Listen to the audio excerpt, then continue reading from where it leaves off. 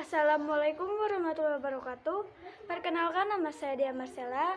Saya dari kelas 11 MIPA 5. Di sini saya akan menjelaskan tentang proses spermatogenesis pada pria, oogenesis pada wanita, dan proses menstruasi. Yang akan saya jelaskan pertama yaitu proses spermatogenesis pada pria. Proses pembentukan sperma disebut spermatogenesis. Pembentukan sel sperma terjadi di dalam tubulus seminipilus. Kata tubulus berarti saluran-saluran, sedangkan seminipilus berasal dari kata semen yang artinya sperma. Jadi, tubulus seminipilus adalah saluran panjang yang berkelok-kelok tempat pembentukannya sperma. Proses pembentukan sperma pada tubulus seminipilus terjadi secara bertahap. Sel induk spermatogenium yang bersifat diploid atau 2M mengalami pembelahan secara mitosis membentuk spermatosit primer. Selanjutnya, spermatosit primer mengalami pembelahan meiosis tahap 1 membentuk spermatosis sekunder yang bersifat haploid. Spermatosis sekunder kemudian mengalami pembelahan meiosis tahap 2 membentuk spermatin yang bersifat haploid. Akhirnya, spermatid mengalami diferensiasi atau pengembangan sehingga terbentuk 4 sel sperma atau spermatozoa yang matang.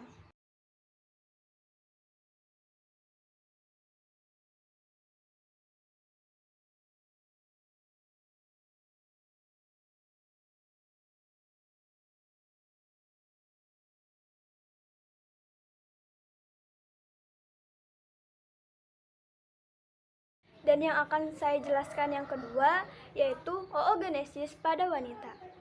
Oogenesis merupakan proses pembentukan sel kelamin perempuan, yaitu sel telur atau ovum dan terjadi di dalam organ yang disebut ovarium. Berbeda dengan spermatogenesis yang dimulai ketika anak laki-laki memulai masa pubertas. Oogenesis dimulai sebelum anak perempuan lahir.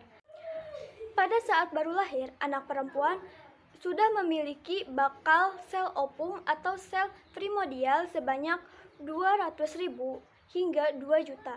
Namun, hanya sekitar 40.000 yang tersisa saat anak perempuan masuk masa pubertas, dan hanya 400 yang akan matang atau berkembang sempurna. Satu sel telur yang matang diopulasikan atau dikeluarkan di ovarium selama siklus reproduksi atau siklus menstruasi dari perempuan. Di dalam ovarium terdapat folikel yang berukuran kecil dengan calon bakal sel telur di dalamnya atau folikel primordial. Folikel dan bakal sel tersebut berkembang semakin besar. Folikel primer kemudian berkembang menjadi folikel sekunder dan pada akhirnya menjadi folikel matang. Selama folikel berkembang, sel primordial akan membelah secara mitosis membentuk oogenium atau sel induk telur yang bersifat diploid.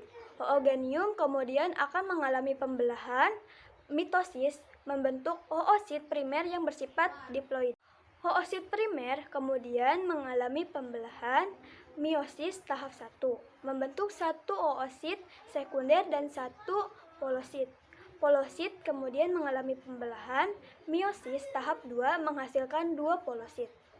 Oosit sekunder selanjutnya mengalami pembelahan meiosis tahap 2 membentuk satu meiotit dan polosit. Ootit kemudian mengalami diferensiasi.